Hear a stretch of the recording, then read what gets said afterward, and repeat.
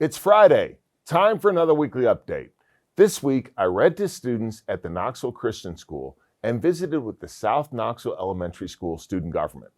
I also spoke at the Hand Up for Women annual gala and welcomed the Tennessee Association of Blood Banks to town. Speaking of welcoming folks to town, the Bassmaster Classic kicked off today. When the Classic was held here in 2019, the event was attended by almost 154,000 people, a record at that time, and generated an economic impact of $32.2 million. We expect this year's Classic to be even bigger and better. Many thanks to Visit Knoxville for their great work in bringing major league events like the Classic to Knox County. Also thanks to Engineering and Public Works, who last weekend distributed 625 trees to 67 different families in support of Tennessee Tree Day.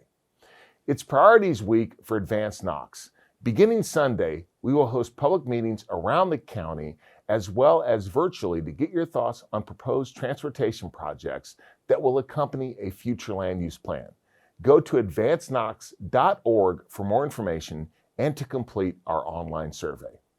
I really enjoyed my tour of the Emerald Academy, Knox County's first charter school. I especially appreciated hearing from Landon and his dad Tony explain how Emerald Academy has changed the trajectory of his life.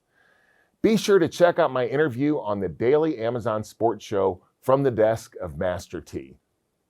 I had the honor this week of speaking at an unclaimed veterans burial ceremony. Thanks to our Regional Forensic Center, Berry Funeral Home, and the East Tennessee Veterans Cemetery on John Sevier Highway, we are able to give veterans whose remains are not claimed by loved ones a burial with full military honors. On Wednesday, despite the rain, 7 veterans were honored in front of a huge crowd there to pay their respects. Thank you to everyone who braved the weather. Thank you to those who make this event possible. And of course, thank you to our veterans. Now finally, it's the midst of budget season for Knox County government. Unlike the federal government, we cannot print money to pay our bills. That means that inflation hits us just like the private sector. We are also concerned about what the economy will do over the next year and how that will impact our sales tax revenue. So we do expect this budget to be pretty tight. Nevertheless, I promised that I wouldn't raise property taxes, and I intend on keeping that promise.